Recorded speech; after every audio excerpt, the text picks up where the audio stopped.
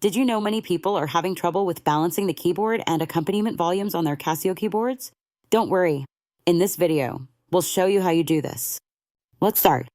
Step 1. Access menu. Press the Function button on your Casio CT-X3000 to access the menu settings. Step 2. Select AccompVol. Navigate to the AccompVol setting using the number keys or dial. Step 3. Adjust volume. Adjust the accompaniment volume using plus or minus buttons, or use the dial for precise tuning. Step 4. Test balance. Play the keyboard and check the balance between keyboard notes and the accompaniment music. Step 5. Save settings. Press Exit to save your settings and finish the process. Now you should be able to achieve a perfect balance between the keyboard notes and accompaniment music. Still need help? Visit our website for the complete manual.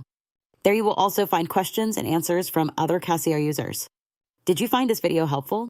By subscribing, you help us continue to answer users' questions. So, subscribe to our channel. Thanks for watching and see you in the next video.